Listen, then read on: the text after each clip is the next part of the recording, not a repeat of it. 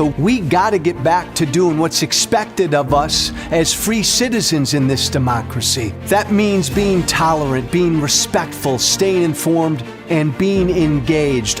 I'm former Congressman Joe Walsh. Follow me here and join the millions of Americans who are renewing their social contract with each other. The social contract, it's on us.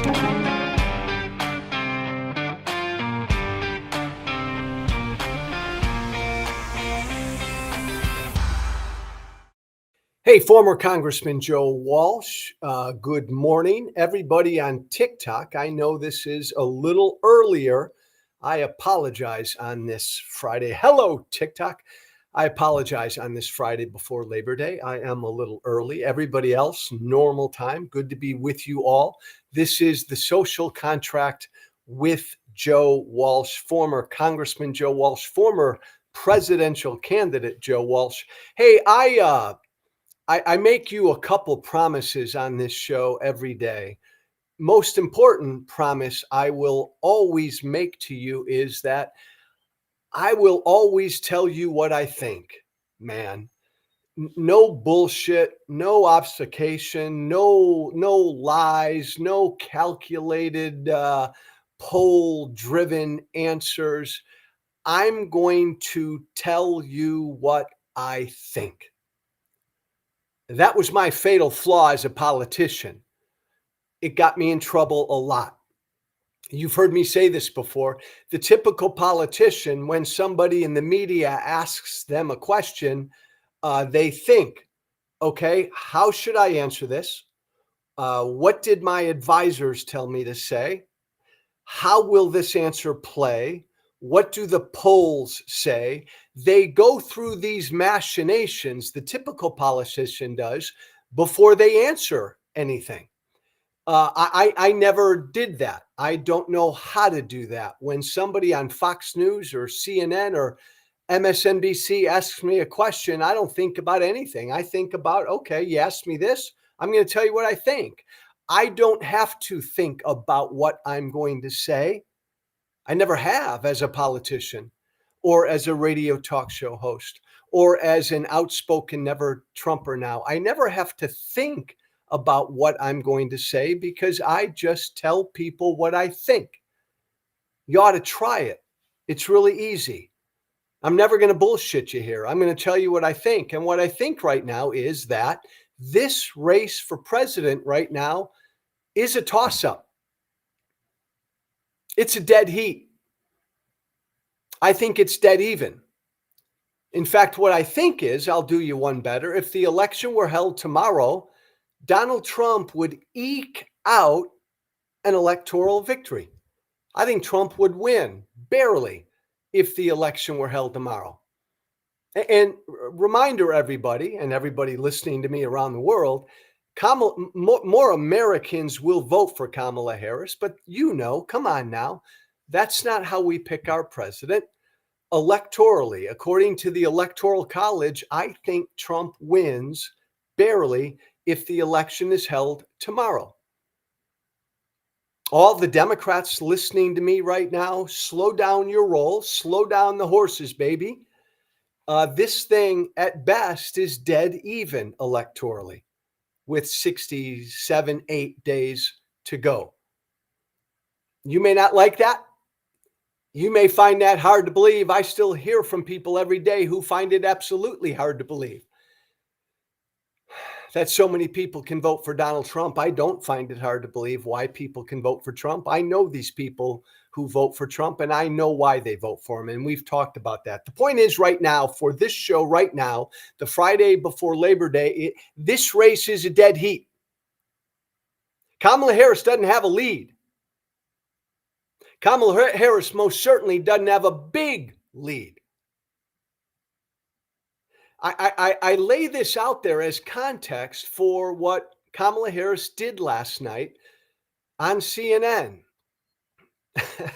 Her first sit-down interview with the media. She was there with Dana Bash at CNN, Kamala Harris, and her VP pick Tim Walz.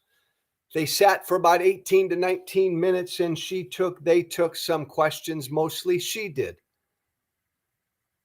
And look, my top line thought is she did okay. She did fine. She didn't do great. Nothing lights out. Nothing to knock your socks off. But she's not Donald Trump this morning as we wake up. Kamala Harris is not a lawless, un-American psychopath. That's what Donald Trump is. And last night, Kamala Harris came across as fine. Okay. And I'll get into a couple things she said last night. But I think Kamala Harris, you know me, I think she needs to get out there. Like, I know there are a lot of Democrats who believe right now that Kamala Harris is winning. She's got to lead. She can go into a four corners. What are they? She can run out the clock.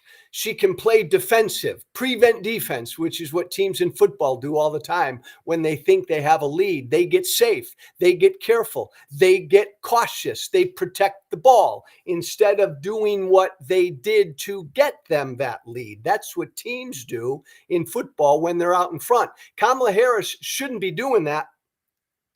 There are Democrats telling her to do that. Kamala Harris shouldn't be into a prevent defense and shouldn't be playing it careful because Kamala Harris doesn't have a lead right now. And I worry about her as someone who wants her to win.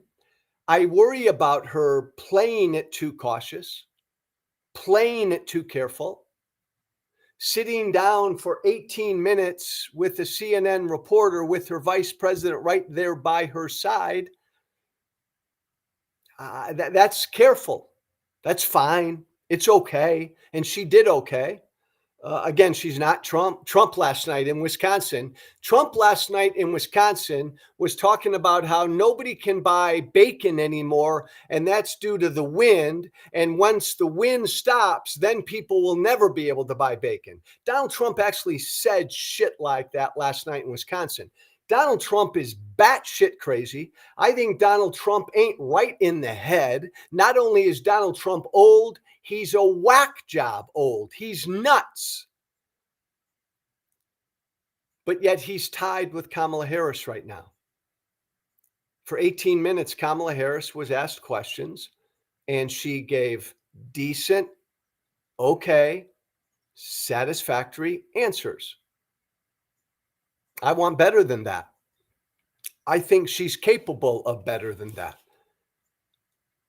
I don't want an 18-minute interview with a CNN reporter with my VP pick right next to me.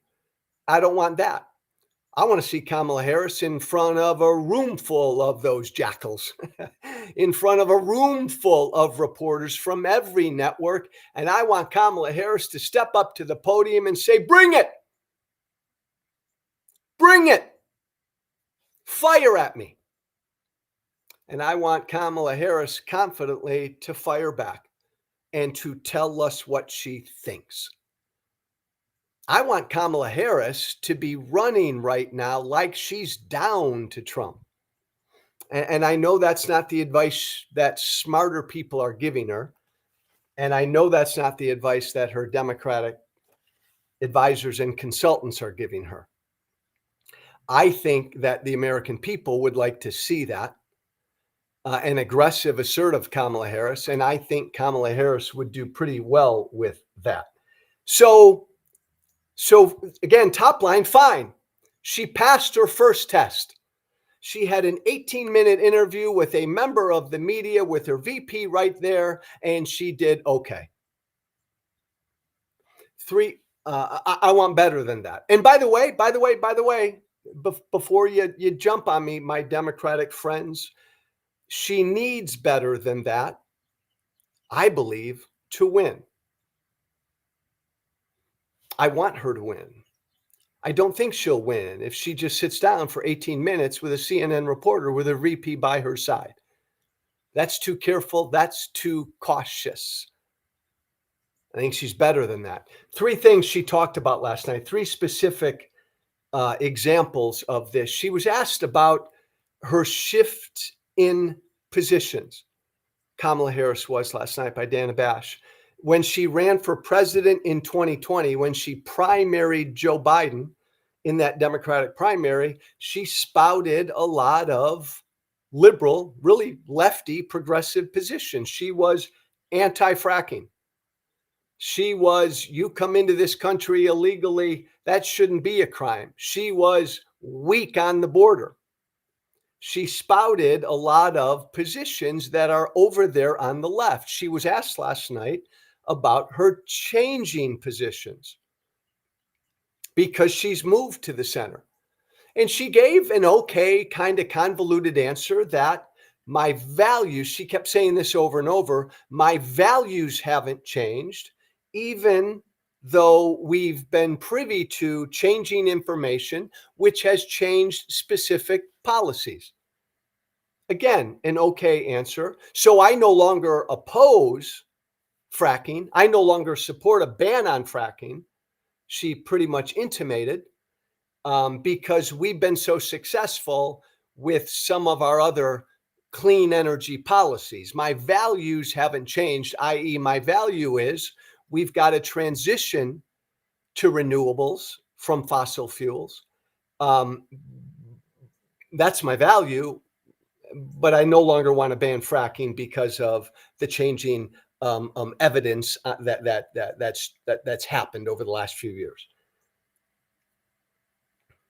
Again, an okay answer, a perfectly fine answer. I should add that politicians change their stances for all sorts of reasons. Kamala Harris ran as a lefty to win the Democratic primary. She's no longer trying to win the Democratic primary. She's now trying to be president of the United States. She's got to appeal to people in the middle, so she can't be over there. She's got to be more centrist. That's the truth. She can't say that, but that's the truth. So she's got to figure out a way to make sense for that change. Again, I always just err on the side of being honest. But that's not what most politicians can and will do. Again, Kamala Harris is not a lawless, un-American psychopath. So the fact that she shifted her positions on a number of issues and is now more moderate and centrist on those issues, even if it's simply political expediency, fine. Two other quick points. She was asked, what would you do on day one? By the way, I despise this question. Madam Vice President, what would you do on day one? She was asked. And she gave kind of a lengthy, convoluted answer, like I'm going to be focused on the middle class and the earned income tax credit and blah, blah, blah. It didn't all make sense for day one. I wish she had just said something like, Dana, on day one, you know what I'm going to do? By the way, this is what I would answer if I was running for president and somebody asked me, what would you do on day one when you're sworn in and you're in the White House? What would I do on day one? I would take my shoes off. I'd run around the White House and explore the White House with my family and my dogs. I'd explore every room in the White House. I'd run around. I'd order pizza. I'd have a great time. And then on day one, I would sit down with and speak with a group of Americans who did not vote for me. And I'd listen to them. What are their priorities for the next 4 years? Dana, that's what I would do on day one. I think I'm so sick of that question. Like I'm gonna solve world peace on day one. I'm going to find a cure to cancer on day one. I'm going to fix. I mean, come on, it's a silly question. And she gave an okay, convoluted answer to it. I would remind everybody she's running against someone who said he'll be a dictator on day one. Donald Trump has said repeatedly and over he will be a dictator on day one. And it's not hyperbole. Trump supporters tell me all the time, it's hyperbole, Joe. No, bullshit. This is a guy who has said he will jail his political opponents. He will shut down media he doesn't like. This is a guy who has said he will be a dictator on day one. So I will very enthusiastically take Kamala Harris, who on day one hasn't really figured out what she'll do. Fine. I'll take that any day of the week over somebody who would be a dictator on day one. Final point. Kamala Harris was asked last night if she would pick a Republican for her cabinet. And she said yes. Good answer. She said yes. It would be important to put a Republican in my cabinet. Great answer. The right answer for a nation that's dangerously divided. An inclusive answer. An answer coming from someone who clearly would like to help to bring this country together. Kamala Harris, Democrat, going to put a Republican in her cabinet. That was good stuff. That was a good answer. That's something I think the American people generally will want to hear. I got a great idea, Kamala Harris, my former colleague, Adam Kinzinger. Perfect for your cabinet. Put him anywhere in defense. Put him in charge of defense. Adam would be awesome. So, again, takeaway, fine, this Friday before Labor Day. She sat down with a reporter for 18 minutes. I'm beyond that now. We've got a debate in 12 days. I want to see Kamala Harris out there. I want to see her out there all the time, taking questions from the media, taking on all comers. I want to see her out there all the time, taking questions from regular citizens. I wish she'd hold a town hall every night, taking regular, unfiltered questions. And I want to see her debate Trump once or twice. I want to see her out there. I want to see her aggressively try to win. I want to see her aggressively and assertively go after the win and not play defense and be cautious and be careful because we think Donald Trump is so bad. If I'm just careful and cautious and don't answer a lot of questions, I'll beat Trump. Don't do that. And I don't think you'll beat Trump like that. And by the way, I think you would do really well, Kamala Harris, taking direct questions from the media, taking direct, unfiltered questions from regular folk. Hey, 2 days ago, let me back up a minute here. We talk about the social contract, our responsibilities as citizens in this country. I want us all to renew our social contract with each other, be tolerant, be respectful, participate, stay engaged. One of our responsibilities as citizens is to stay informed. A big piece of the social contract is that we as Americans, we have to stay informed, educated. Without an informed populace, this country can't make it. Our democracy can't stand if the American people aren't informed. Part of being informed is following the facts, following the truth, not being led astray, easily led astray by lies and bullshit and misinformation and disinformation. We're fed shit like this all the time on TV and all the time on social media. We as Americans need to sift through all the bullshit and the lies. Part of being informed is recognizing what's disinformation, misinformation, and recognizing what's the truth. And I'd argue that too many of us don't do a good job of that. Jesse Waters, he's one of these ridiculous talkers on Fox News who feeds his audience bullshit every single day. I come from right-wing media. There are way too many people in right-wing media who make a living lying to their audience. Jesse Waters is one of them. Fox News. He's got that show, The Five, maybe another show. I don't know. He feeds his audience lies every day.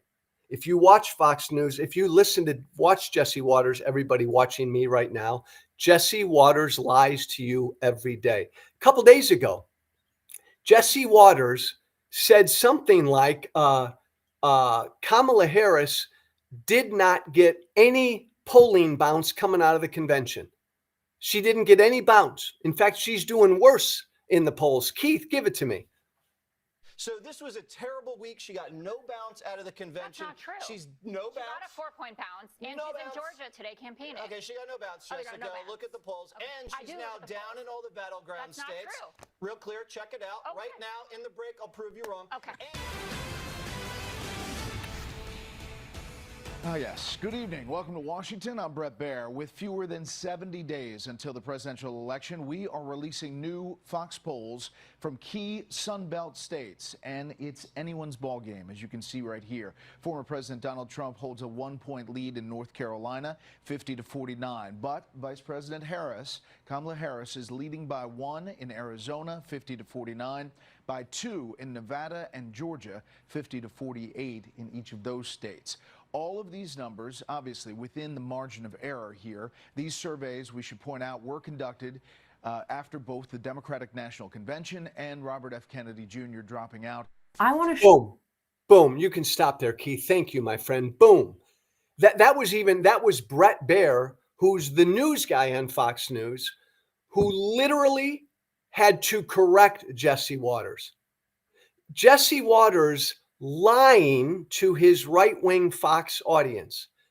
Kamala Harris did get a bounce, guys, out of the convention. She's doing better now in the polls, all the polls, than she was before the convention. That is a bounce. It's pretty typical. It happens. And that was, by the way, Jessica Tarloff on Jesse Waters' show, who called Jesse Waters out. And then again, later on Fox News, Brett Baer came out with even Fox News' own polling that showed that Kamala Harris did in fact get a bounce. Look, here's my only point. And again, this is on you and this is on me. This is on all of us. As citizens in this democracy, we have to stay informed. We can't believe lies and bullshit. If you watch Jesse Waters every day and you allow him to lie to you every day, it's not his fault that he's lying to you, it's yours. If you listen to Trump every day and you let him lie to you every day and you believe what he says to you every day, it's not Trump's fault for lying to you, it's yours. Jesse Waters lies to you, and plenty of other people in right-wing media do, because you let them. Donald Trump lies to you, and he's been doing it for 8 to 9 years, folks, because you let him. You reward him. You don't penalize him. This just makes me so sad, because our job and look, this happens across the spectrum. It's very pronounced on the right now. The MAGA right now. That's Jesse Waters, just one example this week, looking into the camera and telling his audience that Trump is winning and Kamala Harris got no bounce out of the convention. That's a bald-faced lie. Even Fox's own polling numbers say it's a lie. But what makes me sad is our job of being an informed citizen, it's made a lot tougher today because of how divisive our media is and how divisive social media is. And we reward people in the media, we reward people in social media when they do lie to us, when they do feed us misinformation and disinformation.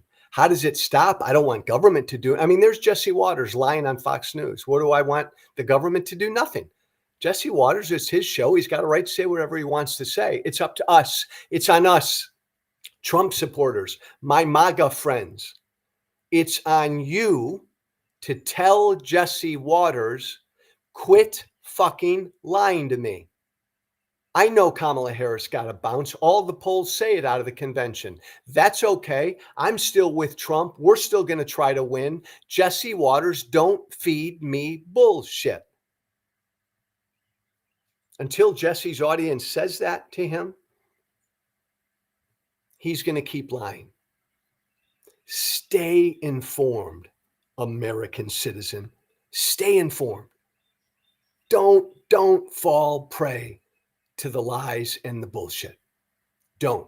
Hey, have a blessed Labor Day weekend. Have a relaxing Labor Day weekend wherever you are. Enjoy it. Relax, turn stuff off. I'm going to try to turn stuff off. I'm going to hang with my family. I'm going to hang with my dogs. I'm going to read a couple books. I'm going to go to the range and do some target practice with a couple of my guns. I'm going to enjoy this weekend. I want you to enjoy it as well, because after Monday, baby, the final stretch of this campaign begins. God bless you all. Thanks for listening. Joe Walsh here. Follow me everywhere. Be brave, baby. Be brave. Remember to listen, share, and follow The Social Contract with Joe Walsh on Apple Podcasts, Spotify, and everywhere great podcasts are found. And be sure to leave a 5-star review. This has been The Social Contract with Joe Walsh.